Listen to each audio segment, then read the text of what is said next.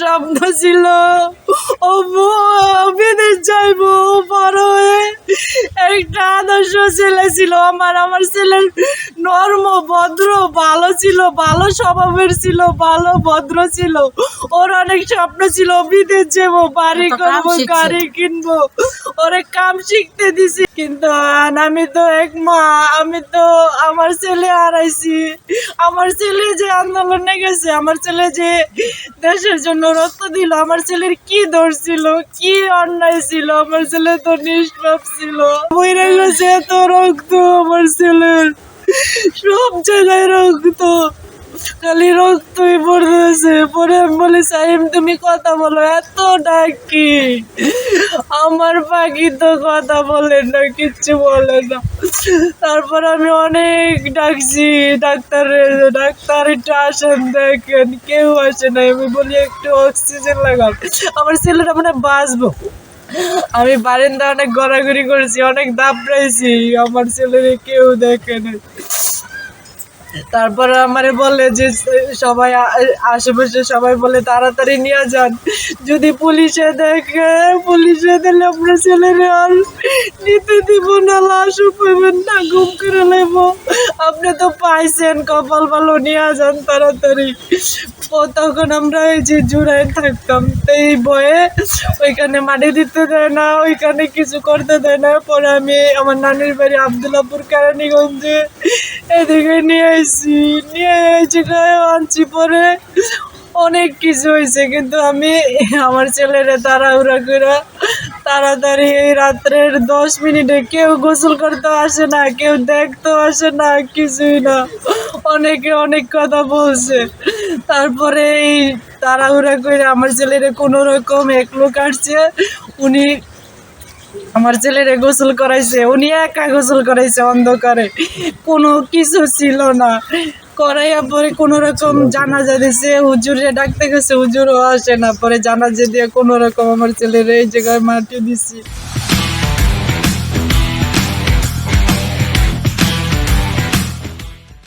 এই রসুলপুর কবরস্থানে আমার ছেলে কাজলা যাত্রাবাড়ি কুতুবখালী বলে ওই জায়গায় নিহত হয়েছে। কার গুলিতে নিহত হয়েছে এটা আমি জানি না, বলতে পারি না। আমার ছেলে ওইখানে নিহত হয়েছে, ওর বন্ধুরা বলছে, যে বন্ধুদের সাথে গেছে ওদের আমি জিজ্ঞাসি, ওরা বলছে আন্টি এই জায়গায় সাইম গুলি খাইছে। আমার ছেলের তো কোনো অন্যায় ছিল না, কোনো অপরাধ ছিল না। আমার ছেলে কি সন্তান ছিল যে আমার ছেলের এইভাবে গুলি করে মারলো? তো যেভাবে গুলি করে মারছে নির্মম ভাবে আমার ছেলেরে, যে আমার ছেলেরে যেই নির্মম ভাবে গুলি করে মারছে, আমার ছেলেরে যেই হত্যা করছে, এর বিচার যেন হয়। ডক্টর ইউনূসের কাছে আমি বিচার চাই, সমন্বয়ক ছেলেদের কাছে আমি বিচার চাই, সবার কাছে আমি বিচার চাই। কেউ ওখানে লাশটা গোসল করার জন্য রাজি হয় না, আমি গোসল করাই।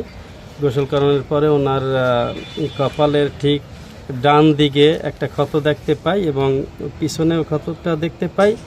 তখন যে অবস্থাটা ছিল সেখানে আপনার মোবাইলের আলো দিয়ে গোসলটা করানো হয়েছিল, কেউ লাইটের সুব্যবস্থা করিয়ে দেয় না, বরঞ্চ অনেকে বলছিল যে এই আপদটাকে বিদায় করো, এভাবে একটা কথা শোনা গেছিল। কিন্তু কারা বলছে আমি কানে শুনছি, কিন্তু চোখে দেখি নেই। ওই লাশটা গোসল করছি খুব বিমূর্ষ অবস্থায় বলতে গেলে।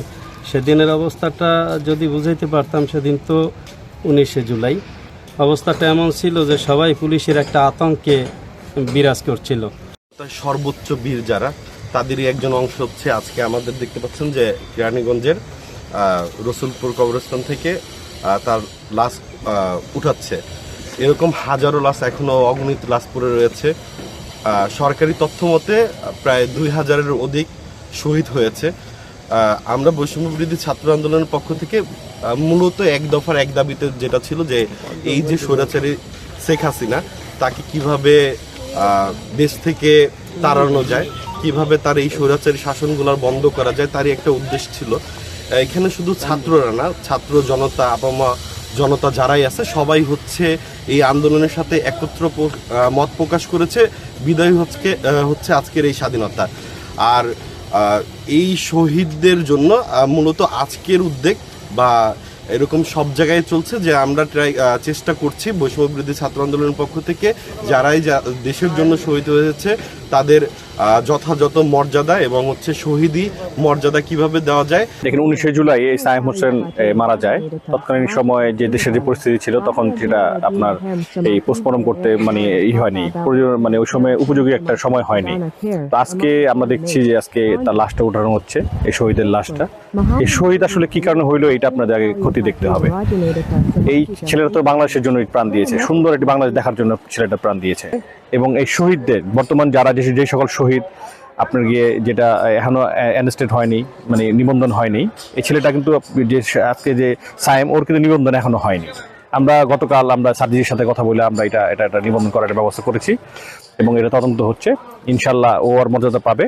এই আন্দোলনে আমাদের অনেক ভাইয়েরাই প্রাণ দিয়েছে, তাই এরকম হাজারো মায়ের বুক বারবারই দেখছি আমরা বাংলাদেশে বিভিন্ন আন্দোলনের মাধ্যমে এরকমই হয়ে যাচ্ছে। চাচ্ছি যে এখন তারা শহীদ হয়েছে, তার মা যেন তার মায়ের যে দুঃখটা সেটা তো আসলে কোনোভাবেই মোছা সম্ভব না। তাই আমরা চাচ্ছি যে শহীদের যে একটা মর্যাদা, সেই মর্যাদা যেন সুষ্ঠুভাবে আমরা সায়েমের মাকে দিতে পারি।